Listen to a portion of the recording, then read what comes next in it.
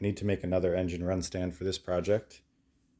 So I'll show you how I turn the engine stands into test stands slash run stands. So now we'll go over the basic layout I'm going to use to build the engine stand. So we're going to have our stand itself.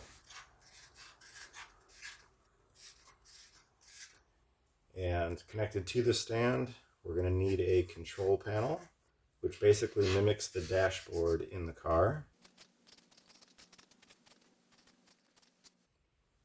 Then we'll also need an electrical system. So somewhere down here, we're going to mount a battery.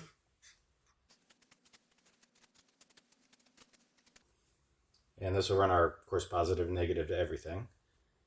And then we're going to need a fuel system. So we're going to have a fuel tank over here.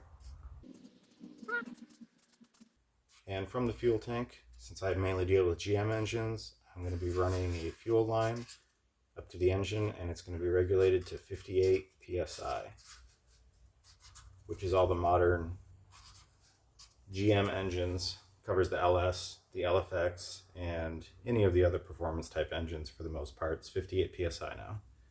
So that's our basic layout. So let's get building. Now for our list of supplies, I got a bunch of little toggle switches. They're just basic on-off switches. So those will be for fuel pump and anything else I want to turn on and off. And then of course we'll need an ignition switch. Just any of these universal ones are fine.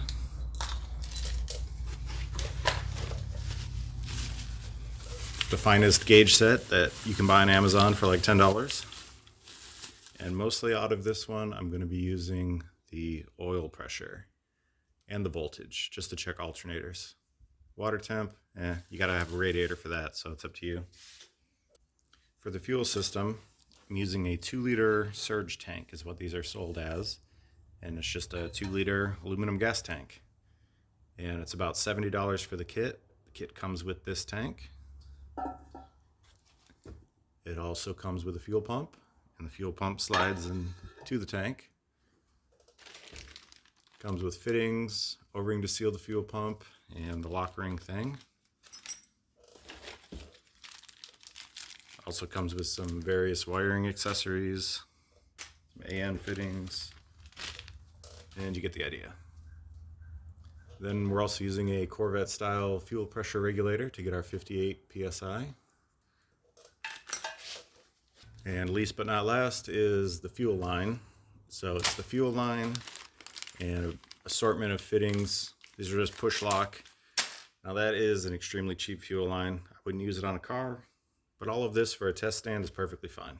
Because if it fails, I mean, what are you gonna do, burn your garage down? For the control panel, I'm just using a cutting board from Walmart. These are up to like $4 now. Used to be like 99 cents. What's going on with that? So all these are is usually UHMW, which is a non-conductive plastic. So you can just mount this to the stand. We're going to put all our gauges and switches in this, and we don't have to worry about power bleeding through the plastic.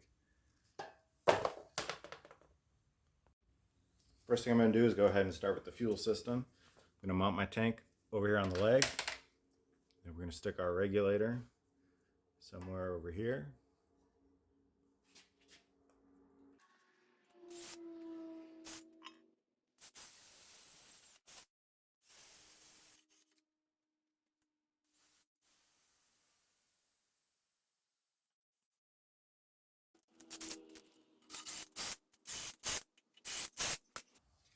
Now that we've voided our warranty, we don't have to worry if this thing flips over or not.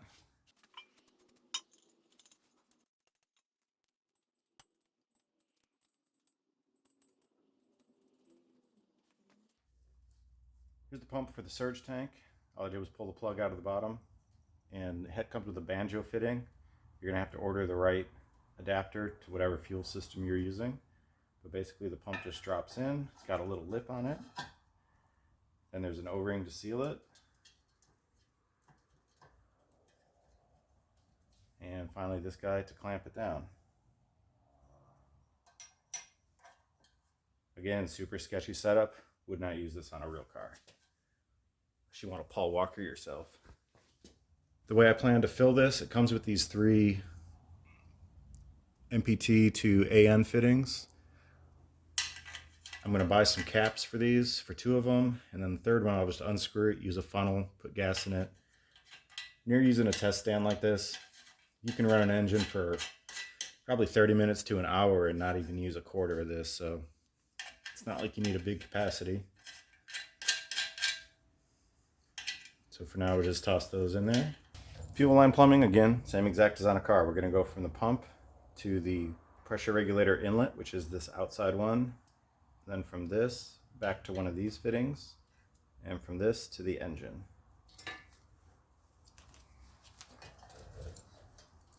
So the kit comes with all these little push-in bar bend fittings. Just take them and shove them in. That's it. That's why I don't use this on a car, especially not when it's like $30. So this will be our return line.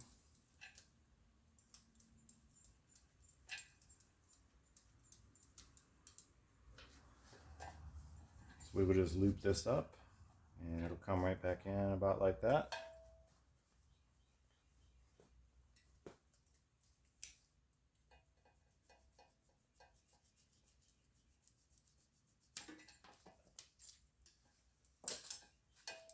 Another barb fitting.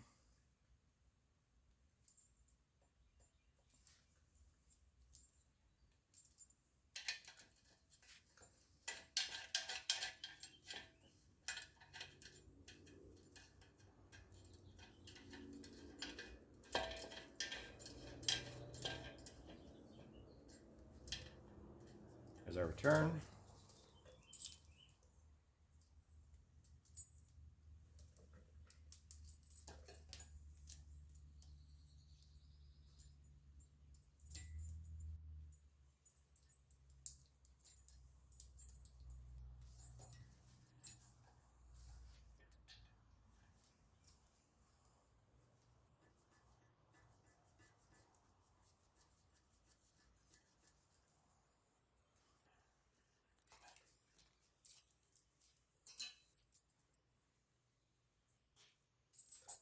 There's our feed line.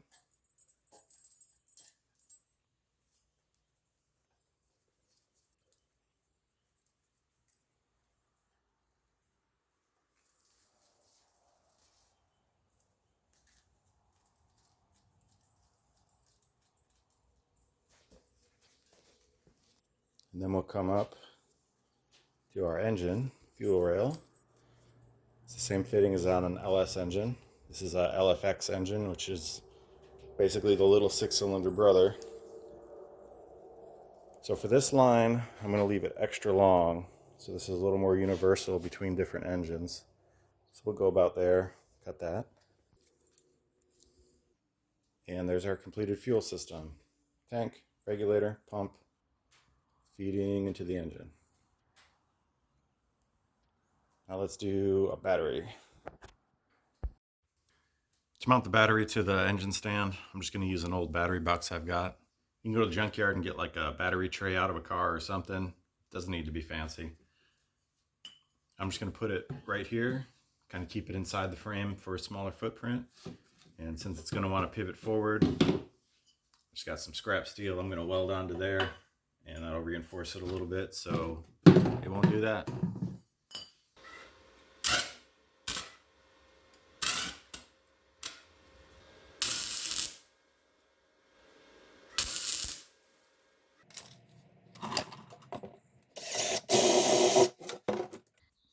So that's the battery mount. I'll move on to the control panel. Control panel, you can pretty much mount any way you want. I just usually stick mine this way, that way they don't stick out. And again, makes for a smaller, more compact platform, but you could just as easily put it sideways, or on one of mine I have a bracket to angle it. Really doesn't matter, whatever you want to do. So I'm just going to toss it on there. Tap a couple quarter 20s.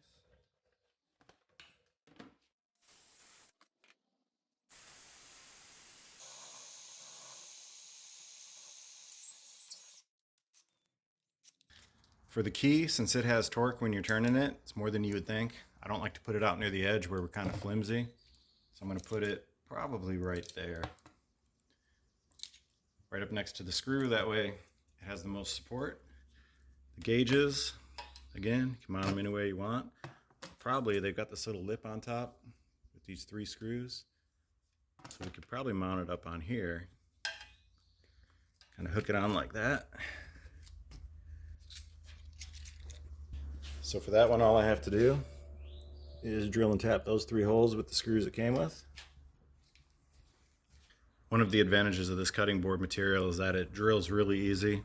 So on the key, for example, these always have these 2 flat spots to stop it from rotating. So you can't really use a round drill bit, and it can be a little bit annoying in metal, but in this you can just use a drill bit and waller it out. When you get closer to the diameter of the post, that's when you want to start paying attention and try to leave those 2 flat spots on each side so it'll lock in there.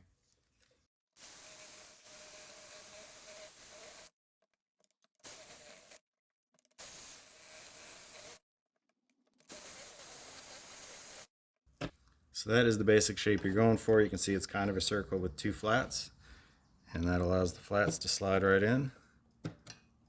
And that's a little looser than it should be, but that's all right. It's an engine stand.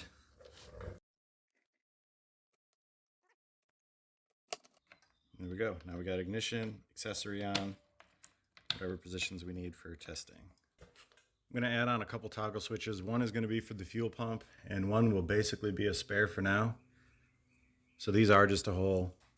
These are probably 3/8. I'm just going to use the same drill bit.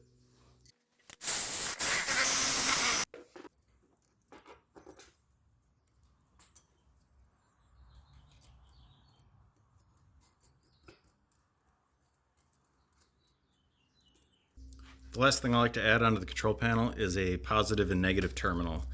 And for that, I'm just using some 1/4-20 bolts and lock nuts. And all this is, it'll be a positive and a negative that go directly to the battery.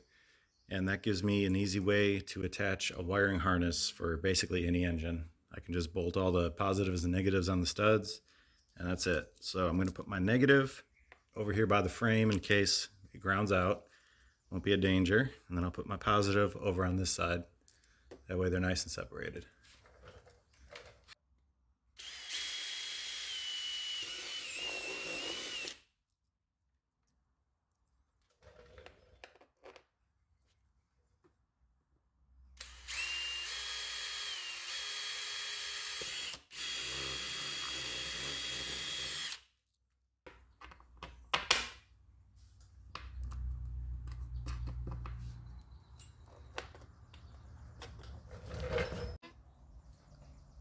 So that's it as far as the control panel controls. I've got the key, gauges, 12-volt negative, 12-volt positive, and fuel pump on off. With an extra switch just in case. Now we'll move on to how I'm going to wire up all of the controls and stuff. So first thing we need to have is a battery as our power source. Got our positive terminal and our negative terminal. Going to need a fuel pump. Fuel pump also has a positive and negative terminal. We've got our starter. You get the idea. Need our ignition switch. So the universal hot rod type ignition switches we're using usually has 4 terminals on the back. You got one that's usually labeled battery or BAT. One that's labeled ignition or IGN. The one in the center that's raised is usually the start. Sometimes it's just labeled ST. And the third one is the ACC or accessory, which we're not going to need. Also need our toggle switch. This is the on-off switch for the fuel pump that I'm using.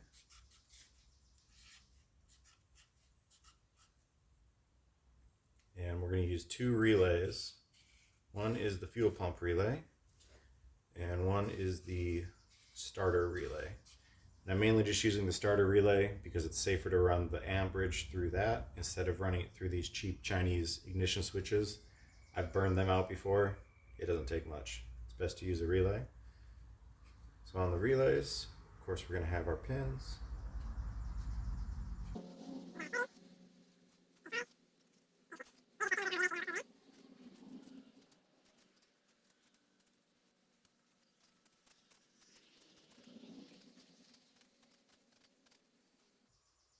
Okay, so the first thing we're going to do is run our power from our battery. And that's going to go to pin 87 on both of the relays.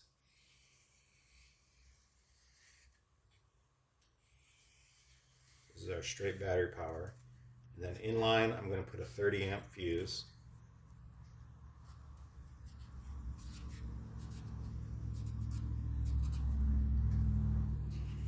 That way we have some protection on our circuits. Then we're going to go from our battery positive, and that's going to come up to the terminal listed as battery. So that's our power coming into our ignition switch. Then we have the power coming out at the ignition terminal, which is just key on, basically. Key on and crank. It'll power during that. This starter terminal only powers during cranking. So ignition is all your fuel pump, your engine harness, all that kind of stuff. So coming out of that, we're going to go down to our fuel pump on. Then from fuel pump on, come over to the fuel pump terminal 86. From 85 on both relays, we're going to our battery negative. That just completes our control circuit from 86 to 85. So you need a positive on one, negative on the other, and it'll energize the relay. So that's our basic fuel pump control circuit. And then coming out of pin 30, we're going to go down to our positive on the fuel pump. And of course, negative just comes and ties into the negative for the battery. Now for our starter control circuit, we go from the start spot. We're going to come down to 86 on the starter relay. So now we have our positive coming into 86. We've got our ground on 85. So we can trigger our relay. And we have our battery power coming in on 87. And then pin 30 goes down to our starter. That goes to the solenoid on there to crank that. And that's our basic wiring diagram. And in case you were wondering, yes, this is the exact same electrical diagram you would use if you were wiring up just a really basic LS swap into a car. You can use one of these universal switches. Fuel pump, you can just use your computer for that, or just on off with your ignition switch like this one is. And that's it. That's really all you need to run an LS swap. Just your ignition switch, fuel pump, starter, a couple relays, and you're all set. Now we'll just do exactly what we did on paper, but we'll do it for real. So this is my ground wire, and this is all recycled junk. So this one just happens to be from an LS harness, and it has multiple grounds going to one terminal that normally goes on the back of the engine block. So that's going to be running to my battery, and all this other stuff is going to be all my grounds.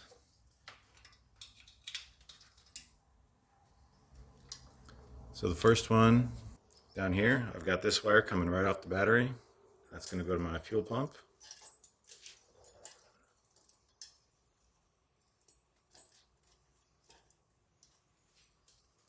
Then this other one is going to go to my negative terminal. And I like to connect the permanent one just on the back. And then any additional ones for individual harnesses I can connect on the front. For standard relays, kind of a cheat if you just get these from the junkyard, is these little spade terminals that come in the cheap kits from Harbor Freight or wherever. They slide right onto these, so it's a great way for some cheap stuff. For a ground, we're going on to pin 85 on both of these.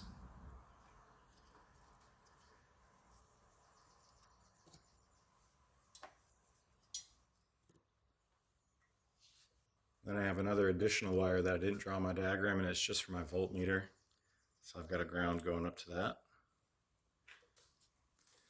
Next is our main power wire. And all this is just a wire. This is going to connect to the battery. There's my 30 amp fuse, and it's the same cheat on these. If you get that little spade connector, they slide right on the old style fuses. So it lets you put a 30 amp in line without having to buy anything.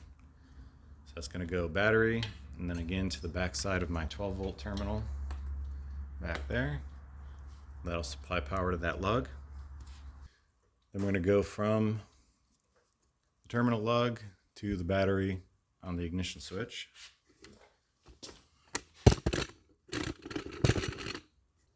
And on the back of the switch here, you can see BAT for battery, ignition, starter, accessory. Of course, we're just going on the battery right there. Then next off of the switch, we've got our ignition. This is my wire going down to my fuel pump switch. So that gets ignition power. I'm also running off of this. I'm going to tie this ignition power into my voltmeter over here. That way it doesn't drain battery power when the whole thing's turned off. You can run it straight to the battery if you're just going to disconnect the battery. Then off of the start, I've got a wire. We're going to go from the start. And this is going to go down to my control relay for the starter. Bring our starter control wire over here. It's going to go on pin 86 for our starter relay. Then this is the fuel pump switch. It's the control wire off that. Pin 86 of our fuel pump relay.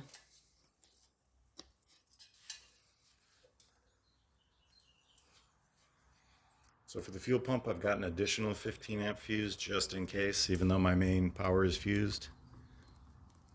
So we're going to slide that guy on there. And this guy on here.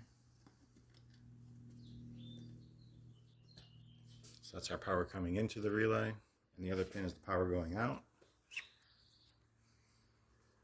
Power coming out of the relay goes right to our fuel pump.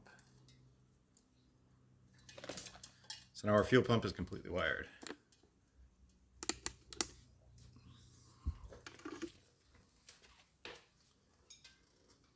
Then for the starter, we're going to have our power wire coming into the relay. And that's going to connect to our power lug. I'm going to leave it disconnected right now. I'm going to bench test everything and then we'll test the starter circuit second. Then for the starter power coming out, I have a starter wire from a harness. This is one of the starter connectors, depending on what year you're using. And that goes to pin 30 coming out. And that's it. That's as simple as the wiring is. So now we'll go ahead and check this thing. And the easiest way to check is we're going to listen for clicking relays whenever we do what it's supposed to do. Got my battery all charged up. Got my negative terminal on. So go ahead and connect the positive. Make sure nothing catches on fire. So now we're going to test all of our circuits. So the way everything's set up right now, the only thing that should come on when I turn the key forward is the voltmeter should turn on. And there we go, showing battery voltage. Now if I flip this switch, my fuel pump should run. And it does. Don't want to run it too much because I'm still empty. It's a good idea to not add fuel until all your wiring is done, just in case. So now what I'm going to do is turn the key off. And now this should do nothing. It should turn on again when the keys forward switch on. All right, so we know our fuel pump circuit's good. Now we're going to test our starter relay circuit. I don't want to connect my actual starter yet since this engine's not ready to run. So what we're going to do is a couple bench checks first with the power disconnected. We're just going to check the relay function, and it should just be when we crank it over with our fuel pump off, we should hear that click on and off. And we can hear it clicking, so it's working good. Now we'll test power through this relay. I'm going to stick a voltmeter into our starter supply. Other end is connected to the battery, so when we crank it, we should see 12 volts or whatever our battery voltage is. And there we go, 13 volts to the starter solenoid. So that's it, test stand's ready to go.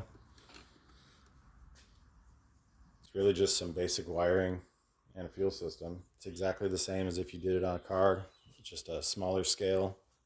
And you can get away with using cheaper parts because nothing's going to leave you on the side of the road if it breaks.